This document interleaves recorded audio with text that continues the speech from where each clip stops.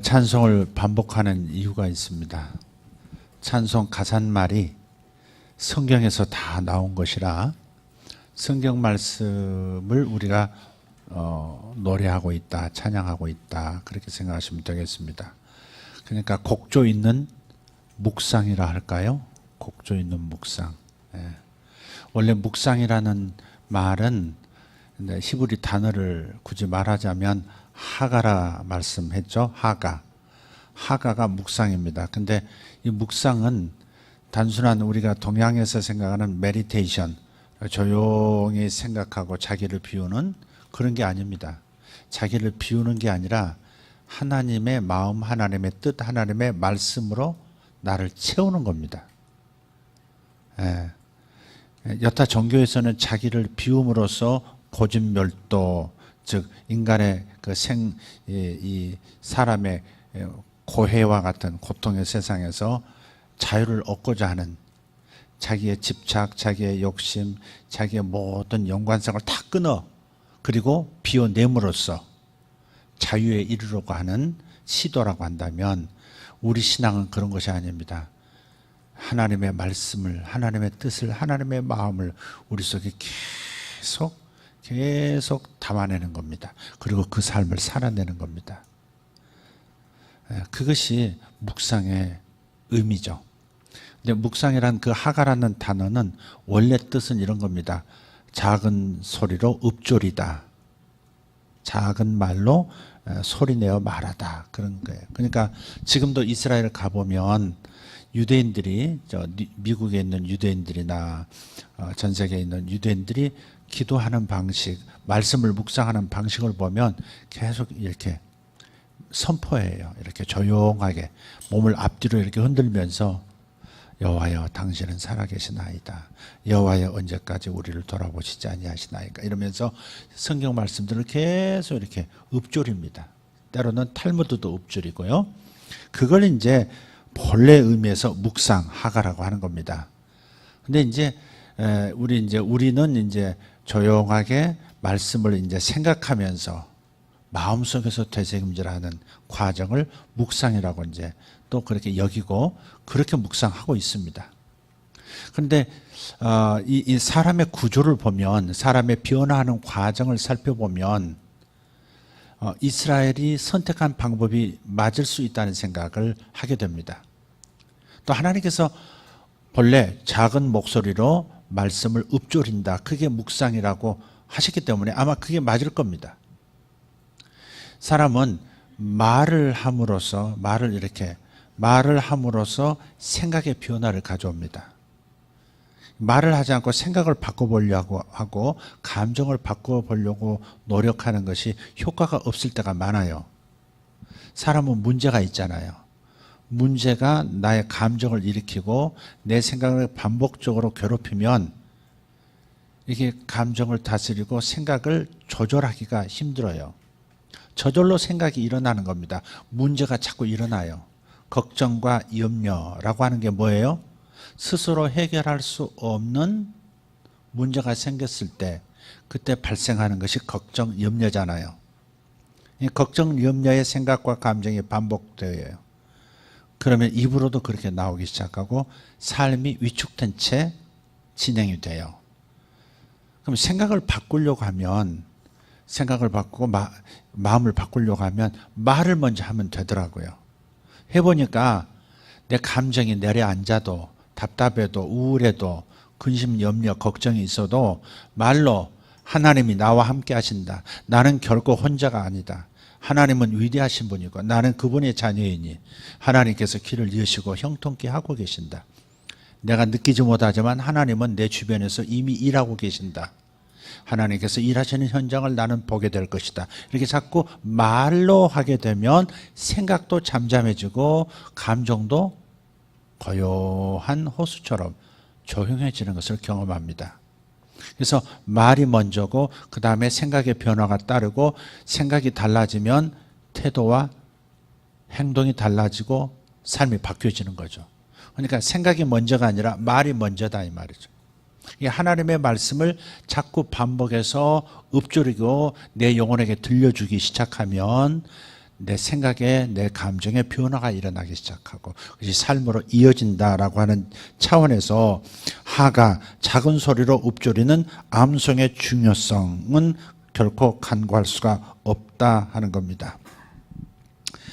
아까 말씀드렸듯이 내 삶 속에서 내 스스로 해결할 수 없는 그 문제로 인해서 염려와 근심, 걱정이 일어난다고 말씀을 드렸는데 이 문제의 특징은 생각하려고 안 해도 저절로 생각이 난다는 점입니다.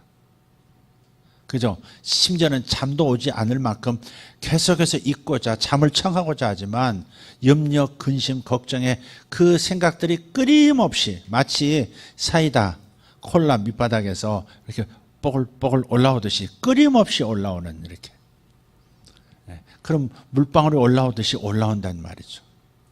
묵상의 원리가 여기 있다고 봐요. 바로 이렇게 저절로 일어나는 염려와 근심, 걱정들을 하나님의 말씀으로 대체하는 겁니다.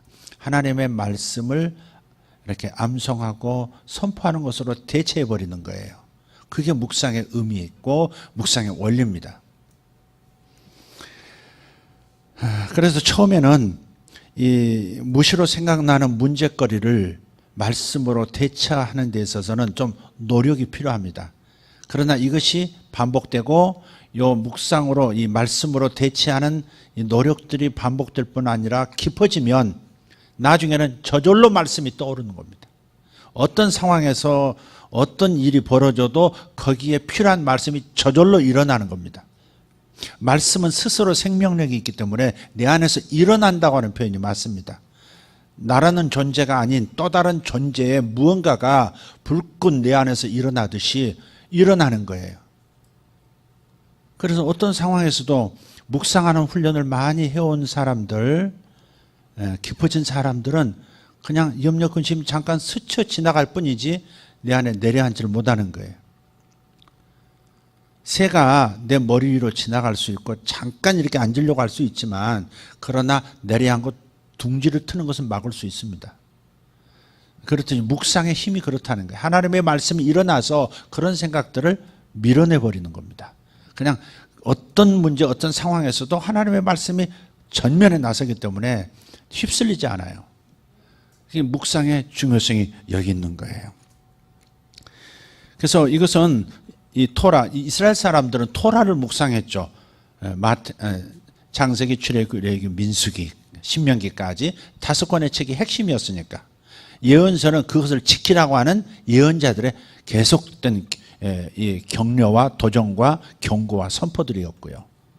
시가서들도 역시 토라를 묵상하는 데서 오는 하나님의 그 아름다우심과 하나님의 권능에 대한 찬미들이 안에서 일어날 때 그것을 표현한 것들이 성문서, 그러니까 시가, 시편, 잠언, 전도, 아가서 이런 말씀들이거든요.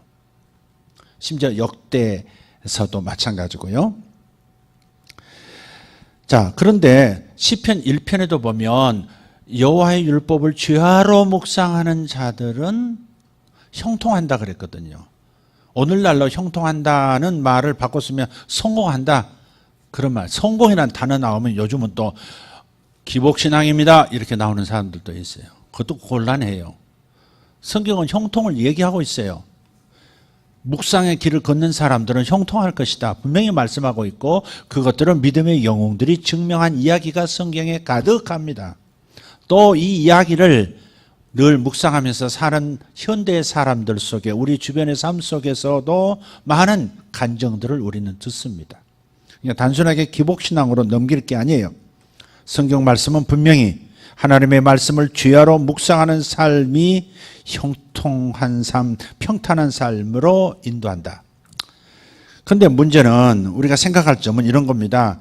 하나님의 말씀을 죄하로 묵상하는 삶이 어째서 성공하는 길을 제공한다는 말인가? 무시로 떠오르는 문제를 하나님의 말씀으로 대체하는 그것이 어째서 성공의 길을 제공한다는 말인가? 그것을 우리는 이해할 필요가 있습니다. 그래야 묵상을 지속할 수가 있는 거죠. 하나님께서 왜 묵상하면 형통한다고 하는 것을 계속 강조하고 계시느냐 이거죠. 이유는 이것입니다. 묵상할 때 우리는 하나님을 만나거든요. 하나님의 말씀, 하나님의 역사하셨던 이야기를 우리는 읽고 들을 때 하나님을 만나는 겁니다. 하나님이 하신 일을 다시 보게 되는 것이고 하나님의 능력이 얼마나 크시다는 것을 우리는 깨닫게 되는 거예요. 따라서 그런 하나님의 이야기, 하나님의 권능과 하나님의 나를 사랑하시는 그 손길을 다시 한번 생생하게 말씀 속에서, 묵상 속에서 경험할 때 우리는 폭풍 속에서도 나의 문제를 하나님께 맡기고 하나님 안에서 안전할 수 있다는 확신으로 나아가게 되는 거죠. 그래서 묵상은 어떤 상황에서도 승리할 수 있도록 만들고, 그래서 그의 삶은 복된 삶이 되고 형통한 삶을 살 수밖에 없다는 겁니다. 우리는 문제 속에서 살고 있습니다. 또 문제가 우리에게 가져다는 충격파 속에서 스트레스를 받으면서 살고 있어요. 무엇을 하든 세상은 우리 앞에 문제를 가져다 놓고 우리를 문제 앞으로 끌고 갑니다. 그러나 우리는 그 문제를 내가 신뢰하고 내가 의지하는 그분 앞으로 문제를 가져다 놓습니다. 그래서 내가 자유를 얻는 겁니다. 전능하신 하나님, 나를 사랑하시는 그 하나님이 능히 앞서셔서 이 문제를 해결하신다. 그분은 능력이 있으시다. 그분은 일하신다. 이 확신 속에서 나는 자유를 얻는 거예요. 그러니 성공할 수밖에 없고 평탄할 수밖에 없고 형통하게 되는 겁니다. 나의 삶을 온전히 하나님께 맡기는 신뢰가 생기는 그런 신뢰를 주는 이야기들을 묵상한다는 게 얼마나 소중한 겁니까? 천지창조 이야기서부터 한번 보세요. 혼란과 흑암과 이 혼돈 속에서 하나님은 질서를 만들어내시고 흑암 속에서 빛을 이끌어서 빛이 있으라 말씀하시고 광명들을 온 우주에 흩뿌려 놓으시고 그 무질서 속에서 질서로 우주를 딱 자리매김하고 생명들을 위하여 모든 우주의 구석구석이 미세 조정까지 다 완벽하게 시스템이 돌아가도록 만드시잖아요. 그런 이 하나님 창조의 이야기, 전능하신 그분의 손길 이야기를 들을 때 우리 안에 믿음이 생기지 않습니까? 아브라함이 100세에 자기 아내 90세, 하나님이 75세에 약속하셨던 25년 전에 내 아내 사라를 통해서 아들을 주겠다. 그리고 그 아들을 통해서 민족이 생겨날 것이다라고 하는 그 약속. 하늘의 별처럼 너희 자손이 많아질 것이고 바다의 모래알처럼 셀 수 없는 자손들이 생겨날 것이라고 하나님 약속하셨던 그 약속이 이루어졌을 때, 사실 이루어지기까지 그는 얼마나 포기하고 싶었는지, 이미 포기해서 사실은 다른 여자를 통해서라도 아들을 낳으려고 시도까지 했죠. 하나님의 약속이 이루어지지 않는 것 같은 그 거대한 벽 앞에 서서 그는 무너지기도 하고 마음속에서 좌충우돌하면서 믿음과 의심 사이를 오고 가면서 혼란스러워했죠. 그러나 그래도 하나님의 은혜 가운데서 끝까지 100세까지 가다가 드디어 하나님께서 아이를 생산할 수 없는 두 사람의 상태 속에서 기적을 일으키셔서 아이를 갖게 하시고 100세 아들을 낳는 하나님의 약속의 성취를 보게 된 것이에요. 그걸 통해서 다시는 의심하는 아브라함이 아니라 하나님을 온전히 신뢰하고 그분 안에서 온전히 안정감을 느끼며 살아가는 그런 믿음의 조상이 됐지 않습니까? 바로 그런 이야기들을 읽으면서 묵상하면서 우리 안에는 믿음이 생겨나는 겁니다. 출애굽을 할 때 그 초강대국 이집트를 하나님께서는 모래성처럼 무너뜨려 버리시고 당신이 사로잡힌 당신의 히브리 백성들을 이끌어내셔서 광야에서 안반층에서 물이 터져 나오고 흙도 아니고 돌 사이에서 물이 터져 나오는 역사도 있게 하시고 하늘에서 빛처럼 음식이 내려오는 놀라운 광경을 경험하게 하시고 낮에는 구름 기둥으로 장렬하는 사막의 태양빛으로부터 저들을 지켜주시고 밤에는 불기둥처럼 주님께서 역사하셔서 그 사막의 추위를 이기면서 광야 40년을 살도록 만들어주셨던 그 이야기. 애굽에서 신고 나왔던 신발이 40년 동안 해지지 아니하고 옷이 헤어지지 않는 이상스러운 초자연적 기적들을 저들이 경험하면서 그 경험했던 이야기들을 우리가 읽고 묵상하면서 우리 마음속에 그 하나님 내 하나님, 그 하나님 내 하나님, 이런 신뢰가 쌓이고 내 믿음을 가지고 꿈을 앞으로 나아갈 수 있는 의지가 일어나는 겁니다. 그것이 바로 묵상의 위력이고 묵상의 중요성이라.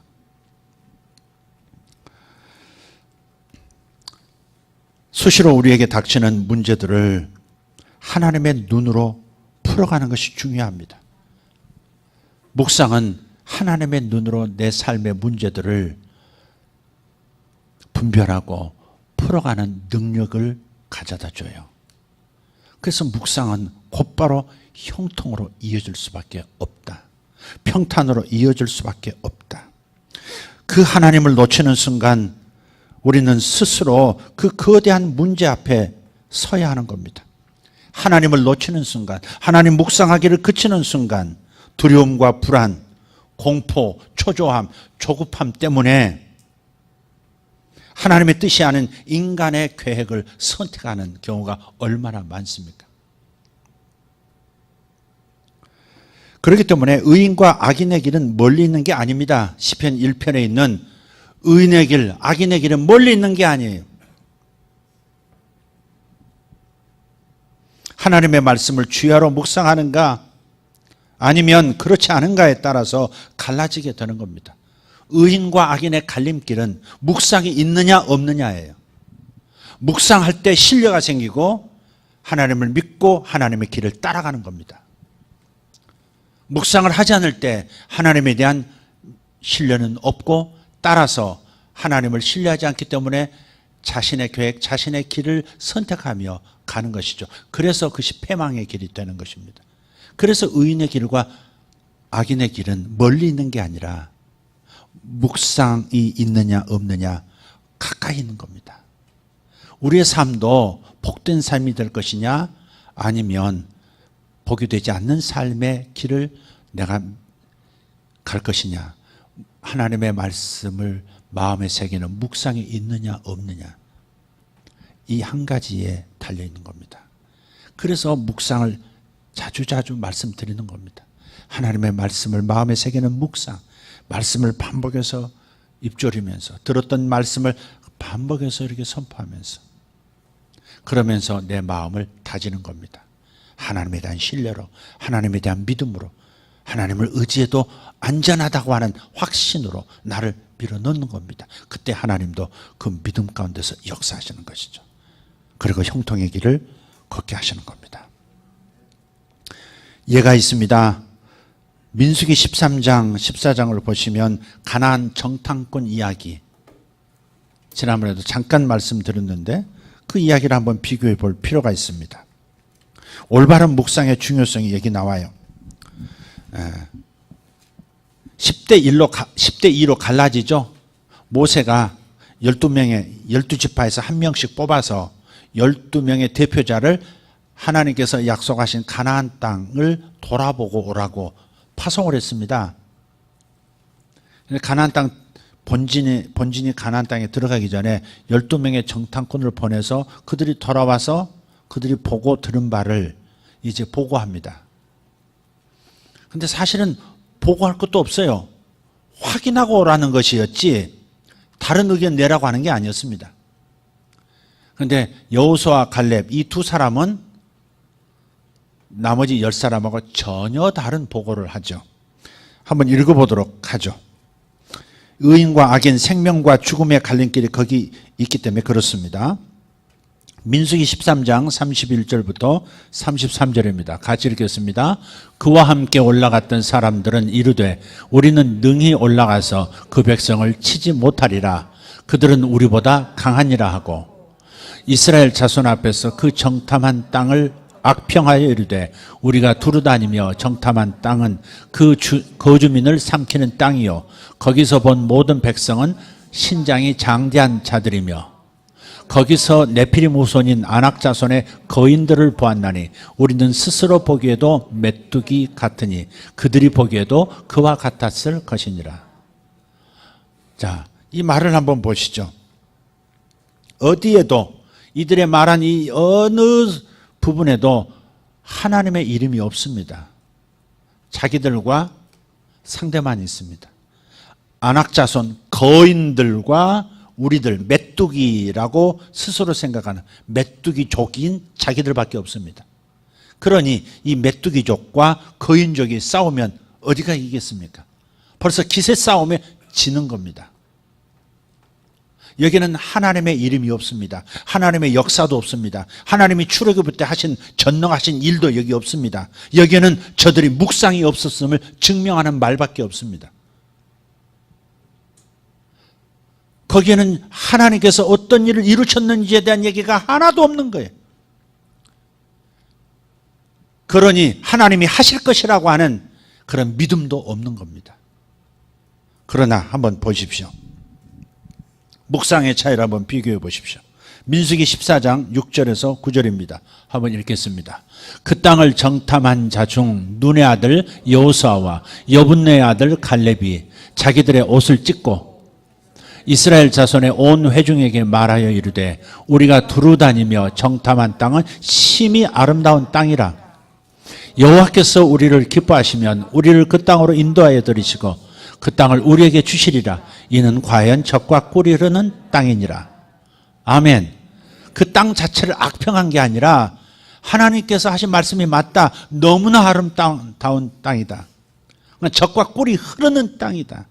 젖은 목축업을 얘기하는 것이고 꿀은 농업을 상징하는 겁니다.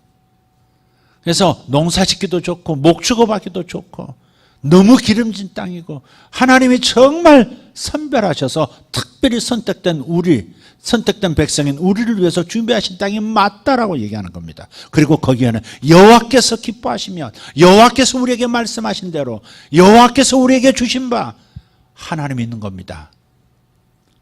자기들만 있는 게 아니에요. 나 홀로 스스로 존재하는 것이 아니라 내가 기댈 만한 전능하신 그분이 계시다는 얘기를 끊임없이 얘기하고 있는 겁니다. 이게 뭐예요? 묵상의 차이다 이 말이에요.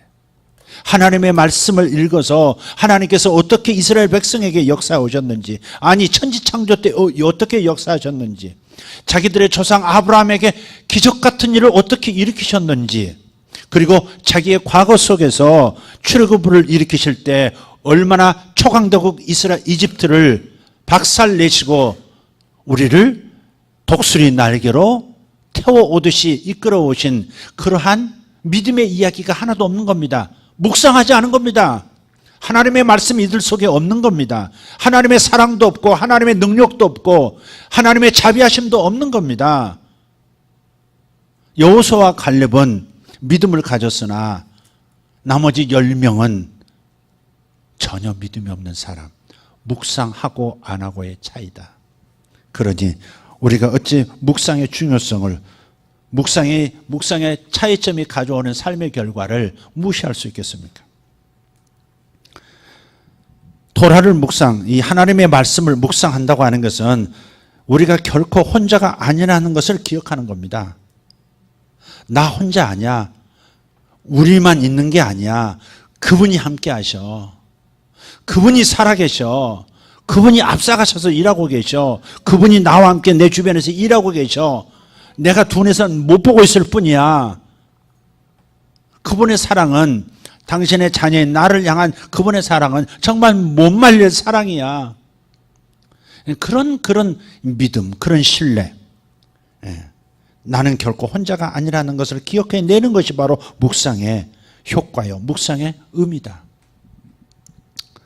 여호수아와 갈렙의 말 속에서 누가 존재하느냐의 차이점으로 우리는 우리 삶을 어떻게 조종해야 되는지 결론이 나오지 않습니까? 하나님께서 친히 전쟁을 이끄실 것이기 때문에 우리는 그 뒤만 따르면 되는 겁니다. 그래서 홍해 앞에서도 하나님께서 말씀하셨죠. 그래서 모세가 백성들에게 말합니다. 너희는 잠잠히 있어. 여호와께서 우리를 어떻게 구원하시나 보라 그랬잖아요. 잠잠히 있어. 마음을 잠잠하게 하고 안온하게 하고 신뢰를 가지고 하나님이 우리 앞서서 일하시는 것을 우리는 따라만 가면 되는 것이다. 거기에 기적이 있고 거기에 풍성한 삶이 있는 것이다. 거기에 성공하는 삶, 형통한 삶이 있는 것이다. 그렇게 말씀하고 있는 거예요. 이것이 묵상의 위력입니다. 아멘 합시다. 묵상하시기를 축복합니다. 그런데 이 하나님의 말씀은 선택된 이스라엘 백성만을 위한 말씀이 아니라는 겁니다. 이스라엘 인들의 전유물만은 아니다. 이방인들도 하나님의 말씀을 묵상하면 하나님의 동일하신 구원을 체험할 수 있다라고 성경은 얘기해요. 대표적인 예가 라합 이야기입니다. 하나님도 없었고 하나님 말씀도 없었고 멸망당해야 할 가나안 7족속, 죄가 너무 심해서 하나님의 심판 아래 놓인 가나안 7족속 중에 한 여인입니다. 여리고성의 여인 라합. 여호수아서 2장 8절에서 11절 한번 볼까요? 읽겠습니다. 또 그들이 눕기 전에 라합이 지붕에 올라가서 그들에게 이르러 말하되 여호와께서 이 땅을 너희에게 주신 줄을 내가 아노라. 우리가 너희를 심히 두려워하고 이 땅 주민들이 다 너희 앞에서 간담이 녹나니 이는 너희가 애굽에서 나올 때 여호와께서 너희 앞에서 홍해물을 마르게 하신 일과 너희가 요단 저쪽에 있는 아모리 사람의 두 왕 시혼과 옥에게 행한 일 곧 그들을 전멸시킨 일을 우리가 들었음이니이다. 여호와의 이름이 2번 나오죠. 여호와가 없는 이방 여인입니다. 그런데 건네더는 풍문에 들었소 하면서 풍문에 들리는 여호와 하나님의 역사, 하나님의 전능하신 이스라엘의 신의 이야기를 듣고 마음에 품은 거예요. 다시 말해서 생각하고 마음에 심었어요. 그게 바로 묵상이에요. 그러니까 다른 사람들은 여리고에 있는 다른 사람들은 여리고성이 무너지면서 정복당하면서 다 죽었지만 자기들은 정탐하러 온 그들을 숨겨주면서 계약을 맺게 됩니다. 이 말씀이 바로 그 말씀인 거예요. 당신 진영으로 돌아가시고 당신들이 여리고성을 침공해 올 때 우리와 우리 가족은 살려주소서. 당신들을 숨겨주었듯이 여호와 하나님 당신의 백성을 내가 돌봐주었듯이 우리도 당신들의 돌봄을 받기 원합니다. 그래서 붉은 띠를 창문 바깥으로 늘어 놓으라고 하지 않습니까? 그런데 이상하게 여리고성이 무너지면서 바로 붉은 줄 훗날에 그게 바로 십자가 예수 그리스도의 보혈을 상징하죠. 그 집이 있는 성로만 무너지지 않고 나머지는 안쪽으로 다 무너져 있습니다. 수천 년 전 얘기인데 지금 이스라엘 가보면 여리고성이 발굴이 됐거든요. 한 10여 년 전에 발굴이 그렇게 안쪽으로 이렇게 넘어져 있는 거예요. 바깥쪽으로 넘어지면 빙빙 돌고 이스라엘 백성도 다 다칠 텐데 안쪽으로 무너져 있는 겁니다. 그런데 유일하게 그 라합의 집은 안전한 거예요. 하나님의 말씀을 들었을 때 그것을 무시하고 불신하고 의심하지 않고 그 말씀을 가슴에 새기니까, 묵상하여 새기니까 그 말씀의 능력이 나타나고 하나님의 권능이 그에게 나타나는 겁니다. 이방인도 이스라엘의 하나님이 이스라엘에게 주신 말씀을 묵상하고 그 말씀을 믿으면 이방인도 동일한 구원의 혜택을 누리게 된다. 이게 성경입니다. 그래서 교회는 안 다니는데 뭔가 하나님에게 드리고 싶다고 교회는 지금 출석을 안 해요. 근데 11조 하는 사람 봤어요. 11조를 하는 거예요. 교회를 오질 않아요. 근데 11조는 보내. 어느 교회도 가지 않아요. 근데 11조의 위력은 믿어요. 근데 그 형통한 거예요. 근데 그 사업이 형통하고 하나님께서 그를 부르기 위해서 그 말씀을 확증시켜 주시는 거겠죠. 참 이상한 일이죠. 여호수아서 9장 8절에서 10절을 보면 기브온 주민들이 나옵니다. 이 사람들도 멸망 대상입니다. 그런데 다 죽게 생겼으니까 너무 두렵거든요. 이 기브온 족속들이 기만전술을 씁니다. 아주 먼 길을, 먼 가나안 땅이 아닌 저 먼 데서 여행 온 사람인 것처럼 낡은 옷을 입고, 그것도 막 옷도 막 땅속에 묻어놨다가 며칠 만에 끄집어내니까 썩어가지고 너덜너덜한 냄새나는 곰팡이, 먼 데서 온 것처럼 띠도 신발도 다 그렇게 만들었어요. 그래서 막 비틀거리면서 막 여호수아 진영으로 옵니다. 당신들 누구냐? 당신들 이 지역 사람이지, 히위 족속 출신이지. 그러니까 다 멸망시키라고 하셨거든요. 죄가 심하니까. 근데 이 사람들이 다 죽게 생겼다는 것을 알고 하나님을 의지하는 겁니다. 그래서 아니라고 저 먼 타양에서 지금 막 오는 길이라고, 빵도 보라고 곰팡이 피었지 않냐고 이렇게 하면서, 그러냐고, 그러면 살려주겠다고 축복했어요. 나중에 알고 보니까 가나안 7족속 멸망시키라고 하는 대상 중에 끼어있는 무리들이었던 거죠. 그러나 저들에게 믿음이 있었다 이 말이죠. 한번 읽어보죠. 그들이 여호수아에게 이르되 우리는 당신의 종들이니이다 하며 여호수아가 그들에게 묻되 너희는 누구며 어디서 왔느냐 하니 그들이 여호수아에게 대답하되 종들은 당신의 하나님 여호와의 이름으로 말미암아 심히 먼 나라에서 왔사오니 이는 우리가 그의 소문과 그가 애굽에서 행하신 모든 일을 들으며 또 그가 요단 동쪽에 있는 아모리 사람의 두 왕들 곧 헤스본 왕 시온과 아스타롯에 있는 바산 왕 옥에게 행하신 모든 일들을 들었음이니이다. 들었고 믿었다 이 말이에요. 하나님의 말씀은 듣기만 하고 끝나서는 안 되는 것이 바로 여기 있습니다. 반드시 들었으면 묵상해서 내 안에 믿음이 되도록 만들어야 합니다. 그러니 여러분이 뭘 건너뛰고 있는지를 보셔야 합니다. 여러분이 말씀은 많이 듣고 예배는 많이 들고 성경도 많이 읽는데 뭘 지금 건너뛰고 있느냐, 연결고리가 어디서 끊어졌기에 형통한 삶이 펼쳐지지 않느냐를 빨리 눈치채야 한다 이 말이에요. 왜 내 삶은 자꾸 꼬이지? 왜 형통하지 않지? 왜 하나님께서 나를 의인처럼 대하지 아니하시고 악인처럼 대하는 것 같지? 어디선가 고리가 빠진 거예요. 그게 바로 묵상이에요. 들었으면 계속해서 되새김질, 다시 반복해서 선포하고 반복해서 생각하고 반복해서 마음에서 읊조리고 암송하고 그렇게 해서 내 마음에 믿음으로 정착될 때, 말씀이 심겨질 때 바로 그게 묵상이죠. 그럴 때 그대로 되어지는 거예요. 말씀이 믿음화될 때, 내재화될 때 현상화가 이루어지는 겁니다. 이 중간고리를 빼버리면 하나님의 능력은 경험할 수가 없고, 따라서 우리는 심드렁한 믿음으로 돌아서게 되는 거예요. 기브온 주민들을 보십시오. 라합을 보십시오. 자신들이 믿어왔던 종교를 끊고 살아왔던 모든 관계마저도 청산하고 자신들이 듣고 묵상한 대로 하나님과 하나가 되기 위해서 나아오는 모습, 그렇게 해서 죽음의 길에서 생명의 길을 여는 겁니다. 저주의 길에서 축복의 길을 열어가는 거예요. 시편 150편 전체를 놓고 한번 보면요, 시편 3편에서 8편까지 한번 잠깐 시편 3편을 한번 펴보시겠습니까?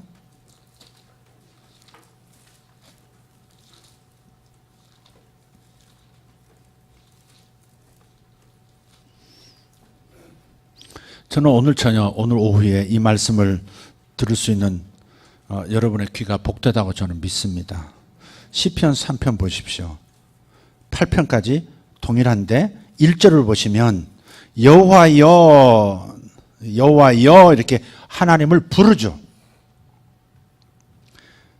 자, 4절 보시죠. 내 의에 하나님이여 이렇게 불러요. 하나님을 불러요. 5절 여호와여 나의 말에 귀를 기울이사 여호와여 이렇게 불러요. 6절 여호와여, 7절 여호와 내 하나님이여, 8절 여호와 우리 주여 이렇게 이제 하나님의 이름을 부르는 것으로 1절을 시작해요. 원래 시편이라는 것이 기도와 찬양의 시 아닙니까? 그죠? 기도를 열 때에 여호와여 이렇게 부른다 이 말이에요. 시편 150편 가운데 136편이 2절 이하에 반드시 하나님의 이름을 부르는 게 나옵니다.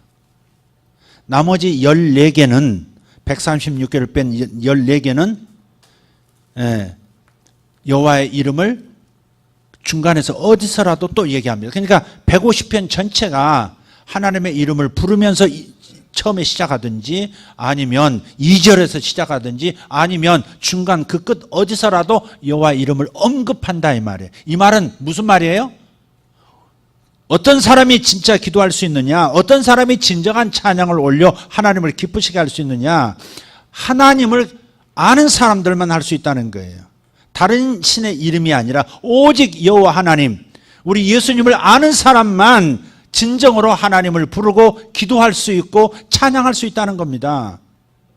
그냥 나오는 게 아니에요. 이건 시편의 이야기들은 그냥 나오는 게 아닙니다. 하나님을 아는 백성들만 부를 수 있는 노래요. 부를 수 있는 시편입니다. 시입니다. 그래서 우리가 혼자가 아니라고 하는 사실을 묵상을 통해서 항상 깨달아야 합니다. 하나님의 말씀을 묵상함으로써 하나님이 어떤 분이신가를 분명하게 아는 사람들만이 할 수 있는 기도와 찬양. 마지막으로 한 가지 예만 더 드리겠습니다. 시편도 묵상이 전제된 기도와 찬양이라고 말씀드렸고요. 마태복음 16장에 보면 베드로의 성공과 실패 얘기가 나옵니다. 16장에 보면 예수님이 질문하시죠. 너희는 나를 누구라 하느냐? 베드로가 저요. 말해봐 베드로. 주는 그리스도시요 살아계신 하나님의 아들이십니다라고 했어요. 그랬더니 주님께서 바요나 시몬아 참 복되다. 이것은 사람이 가르쳐준 게 아니라 하늘 아버지께서 너에게 가르쳐준 것이다. 그러니까 하나님께로부터 주신 감동과 어떤 계시가 있어서 말씀이 있어서 베드로가 그걸 묵상했던 거죠. 그러니 너희는 나를 누구냐라고 나를 누구라 하느냐라고 물었을 때 곧바로 이렇게 나오는 겁니다. 이게 묵상의 결과죠.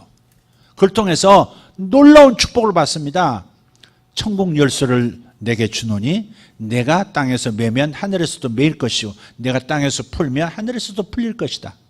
하늘에서 일어난 일을 네가 동일하게 선포하면 땅에서도 그 일이 일어날 것이다. 그 말입니다. 지금 이게 놀라운 축복을 받았죠. 베드로가. 그런데 그 뒤에 곧바로 내가 이제 예루살렘에 올라가서 대제사장과 장로들로부터 서기관들로부터 박해를 받고 십자가에서 내가 죽을 것이다 라고 선포하셨을 때 베드로가 친구로서 제자로서 수속 경호부장으로서 말립니다. 주여 그리하지 마시옵소서. 죽으시면 안 됩니다. 그것은 땅의 일을 생각하는 것이라. 주님께서 곧바로 뒤돌아서 베드로를 야단치십니다. 사탄아! 아니 제자 보고 갑자기 사탄아, 아니 조금 전에 칭찬했잖아요. 천국 열쇠를 맡긴 그 남자한테 사탄아! 너는 나를 넘어지게 하는 자로다. 당장 꺼져. 이렇게 그렇게 말씀하신 거예요. 당장 꺼져 그러지는 않았어요. 어떤 선교사님이 어린 애들 데리고 독일에 이제 선교하러 갔는데 이제 언어 배우기도 바쁠 거 아니에요. 또 딴 데로 내가 샌다. 그런데 유치원에 보냈더니 5살짜리 애를 유치원에 보냈더니 돌아와서 첫날 거기서 배운 말을 하는데 꺼져 이걸 하더래요. 꺼져. 독일말로 꺼져가 뭔지 모르겠어요. 꺼져 그러더래요. 독일말로 꺼져. 그래가지고 고민이 되더래요. 그래서 과감하게 결단 내리고 기독교 이 단체에서 운영하는 유치원으로 다시 옮긴 거예요. 근데 그날 가가지고 한 이틀 됐는데 돌아와서 하는 말이 너 이리 와 그렇게 말하더래요. 그걸 배워왔더래요. 이게 하나님의 말씀으로 이렇게 시작하는 이 양육하는 것과 세상 단체 이렇게 다른 게 너 꺼져 이리 와 같이 놀자 그 말 아니에요. 뭐 하다가 그리 갔죠? 주님께서 너 100점 이리 와 그러시다가 베드로를 꺼져 이렇게 말씀하신 거죠. 내 뒤로 물러가라 이 사탄아. 베드로 자체가 사탄이 아니라 베드로를 통해서 역사하고 있는 마귀의 역사를 보신 것이죠. 왜 그렇게 된 거예요? 이게 바로 묵상의 차이라고요. 베드로는 하나님께 예수께서 누구시라고 하는 것은 묵상하고 붙들고 저분이 바로 주님이시여, 저분이 바로 메시아시여, 저분이 나의 구세주시여, 그렇게 이스라엘의 왕이시여, 그렇게 마음속으로 묵상했기 때문에 그런 고백이 나오지만, 예수께서 여러 차례 말씀하셨던 십자가에서 인자가 고난을 받고 죽을 것이라 그 말씀은 마음에서 밀어낸 거예요. 믿지 않은 거예요. 묵상하지 않은 겁니다. 그러니 사탄아 물러가는 소리를 듣는 겁니다. 하나님의 사람이냐 사탄의 하수인이냐, 이것은 먼데 있는 게 아닙니다. 하나님의 사람으로 인정될 것이냐 사탄의 종, 사탄의 하수인으로 여긴 취급당할 것이냐는 아주 가까운 곳에 있는 거예요. 묵상이 있느냐 없느냐, 하나님의 말씀을 마음에 새기면서 사느냐, 아니면 그냥 귓가로 듣고 그냥 흘러가게 만드는 사람이냐에 달려있는 겁니다. 그러니 여러분, 기도에 앞서서, 찬양에 앞서서 하나님 말씀으로 충분히 젖어드는 게 매우 중요한 거예요. 그러니 몇 마디, 몇 구절이라도 많은 말씀들을 최대한 암송을 많이 하시고, 암송한 말씀을 끊임없이 선포하시고, 또 이렇게 기도할 때도 사용하시고 자기에게 들려주시면 여러분 마음이 하나님의 말씀으로 채워질 것이고, 그 말씀은 때가 되면 마치 출산하듯이 내 삶에 그대로 나타나게 되는 줄 믿습니다. 여러분, 하나님의 말씀을 끊임없이 주야로 묵상하셔서 최대한 주야로 묵상하셔서 의인의 길을 가시길 바라고 복된 길 가시기를 축복합니다. 기도하겠습니다. 일어나셔서 기도하실까요? 일어나셔서 기도하시다가 다리가 아프시면 앉아서 기도하시면 되겠습니다. 하나님, 앉고 일어섬도 주님의 힘으로, 내가 입을 벌리고 다듬도 주님의 은혜입니다. 주여, 하나님의 말씀이 얼마나 중요한지, 하나님의 말씀을 묵상할 때마다 나는 용기가 생깁니다. 하나님의 행하신 일들을 묵상할 때마다 나는 믿음의 사람이 됩니다. 하나님, 이 과정을 결코 건너뛰어서는 좋은 능력의 풍성한 삶을 살 수 없을진데, 우리가 이 부분을 간과했던 점을 이제 돌이켜 말씀 묵상에 집중하는 성도가 되기를 원합니다. 말씀 묵상에 집중해서 진짜 형통한 삶이 무엇인지 경험할 수 있도록 인도해 주시옵소서. 하나님, 우리는 혼자가 아닌 것을 말씀을 묵상할 때 우리에게 보여주시는 것을 믿습니다. 하나님이 나에게 찰싹 붙어 계시는, 아니 내가 전능하신 그분께 찰싹 붙어 있는 것을 발견하는 순간이 바로 말씀 묵상의 시간입니다. 주여, 말씀 묵상 능력을 부어 주시옵소서. 묵상의 위력을 경험하게 도와주시옵소서. 묵상의 중요성을 깨닫고 이제 그렇게 더 다시 한번 매진하려 하오니, 주여 묵상할 수 있는 능력을 주시옵소서. 집중력을 주시옵소서. 그걸로 돌파하게 도와주시옵소서.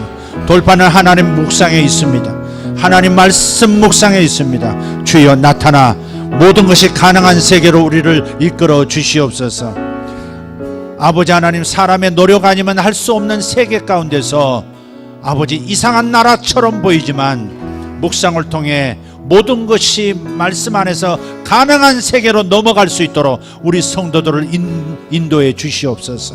오늘 이 시간이 그 시간이기를 원합니다. 주여 도와주시옵소서. 주님 앞에 손을 들어 기도하겠습니다. 주님, 제가 여기 있나이다. 주님, 제가 여기 있나이다. 하나님의 말씀을 내 입에 두게 하옵소서. 하나님의 말씀이 내 입에 있게 하시고 내 마음에 있게 하시고 아버지 내 귀에 있게 하여 주시옵소서. 말씀이 입술에서 떠나지 않게 하시고, 말씀이 혀에서 떠나지 않게 하시고, 말씀이 두뇌에서 떠나지 않게 하시고, 말씀이 가슴에서 떠나지 않게 하여 주시옵소서. 말씀만이 돌파를 이룹니다. 말씀으로 천지를 지으신 주님, 내 삶에 다시 한번 내 삶을 창조하여 주시옵소서. 내 삶을 재창조하여 주시옵소서. 아버지, 닫힌 내 삶을 열린 삶으로 만들어 주시옵소서. 길 없는 이 혼란의 삶을 길이 있는 대로의 삶으로 열어 주시옵소서. 말씀을 묵상할 때 대로가 열릴 줄 믿습니다. 아버지 의인의 길을 보여주시옵소서. 주여 삼창하고 기도합니다. 주여 주여 주여. 할렐루야. 우리 하나님 감사합니다. 영원하신 우리 하나님, 오직 주님 아버지 하나님, 하나님의 말씀 가운데서 하나님을 발견합니다. 내가 홀로 있지 않음을 발견합니다. 하나님이 나와 함께하고 계십니다. 주여 주여. 말씀, 하나님의 말씀, 하나님의 거룩하신 말씀, 하나님의 능력의 말씀, 하나님 그 말씀이 나를 살리고 그 말씀이 나를 살게 하십니다. 그 말씀이 나를 세임의 사람으로 서게 합니다. 아버지 하나님 역사하여 주시옵소서. 아버지 묵상할 수 있는 손, 묵상하는 교회 되게 해주시옵소서. 아버지 제가 깊이 묵상하게 도와주시고 묵상하고 또 묵상하는 종이 되게 하여 주시옵소서. 하나님 감사합니다. 영광이 우리 아버지 하나님 찬송합니다. 아버지 성도들을 긍휼히 여겨 주시옵고 하나님 저들 가운데 하나님의 말씀이 깊이 뿌리 내려 하나님의 말씀에 나무가 자라게 하여 주실 줄 믿습니다.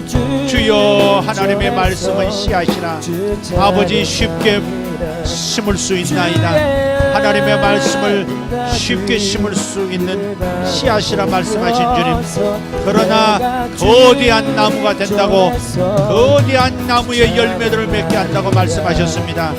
아버지 작은 말씀이 내 인생의 거대한 그늘막이 되어주고 아버지 기댈 안식처가 되어지는 것을 믿습니다. 살아계신 하나님 감사합니다. 눈을 바라보면서 내가 주님 전에서 주를 찬양하리라.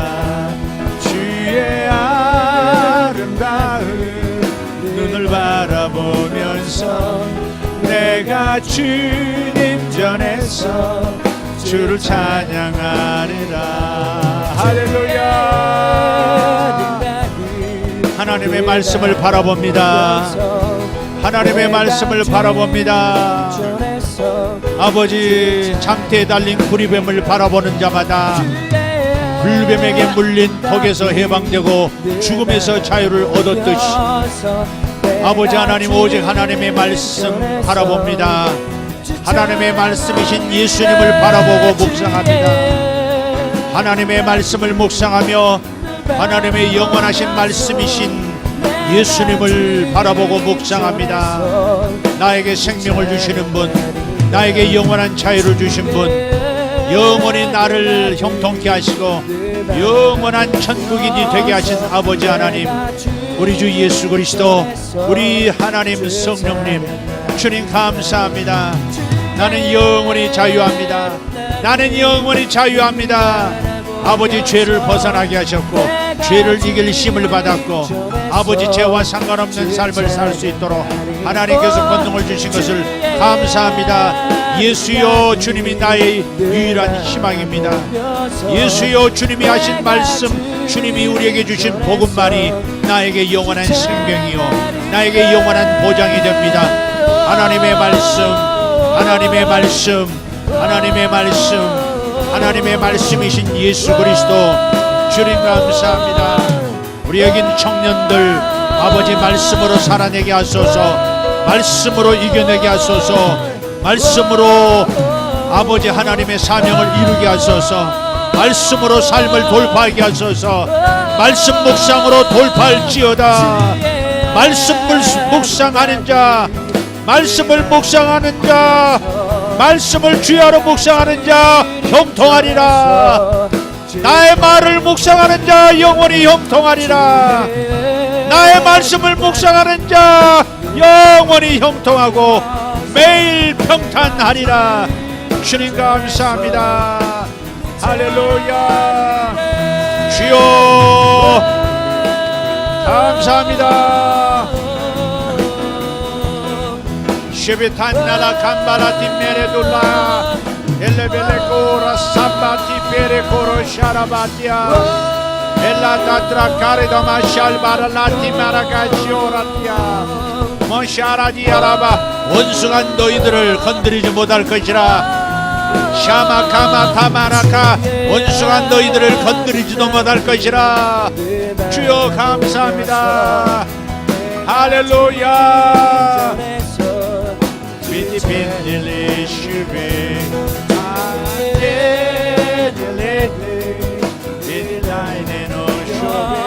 할렐루야. 주님 감사합니다. 영원하신 우리 하나님 찬송합니다. 하나님 말씀이 나를 변화시키시고 하나님 나의 선한 결정들이 아버지 주님 주신 선한 결정들이 하나님 나의 삶의 선을 이루시고 거룩함을 이루게 하실 줄 믿습니다. 주님 나를 자유케 하시는 능력을 주셨나이다. 주여 내 의지에 주의 말씀이 있게 하소서. 주여 주의 거룩한 말씀이 있게 하소서. 주의 거룩하신 말씀이 있게 하소서. 주님 감사합니다. 하나님 감사합니다. 아버지 기도원 백성들이 하나님의 말씀을 묵상하여 생명의 길을 열었나이다. 라합이 하나님의 말씀을 묵상하여 그 적은 말씀, 적은 분량의 말씀으로 인생의 큰 길을 열었나이다.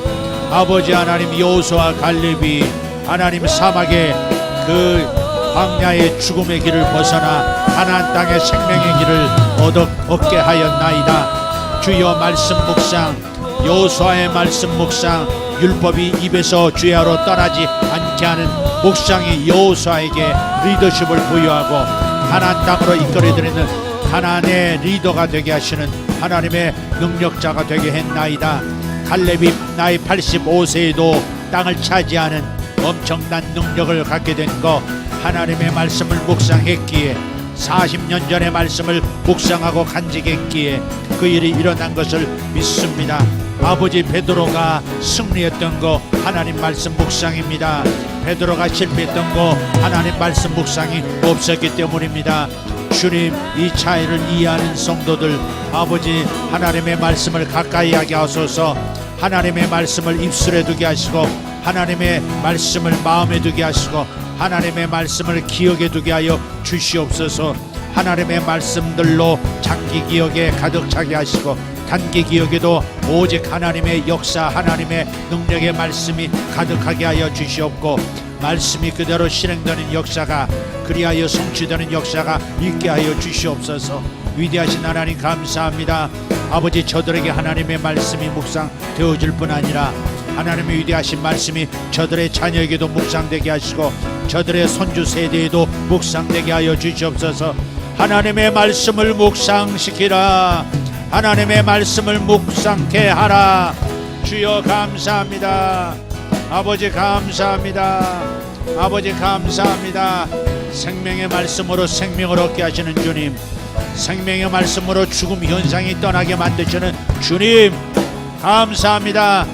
하나님은 친절하신 분, 하나님은 자비하신 분, 하나님은 나의 아픔을 두고 그대로 보지 아니하시는 분, 하나님은 나의 아픔을 처리하시고 나로 하여금 강건하게 하시고 아버지 자유의 삶을 살게 하시는 분, 주님의 말씀을, 주님의 이름을, 주님의 사랑을 찬양합니다.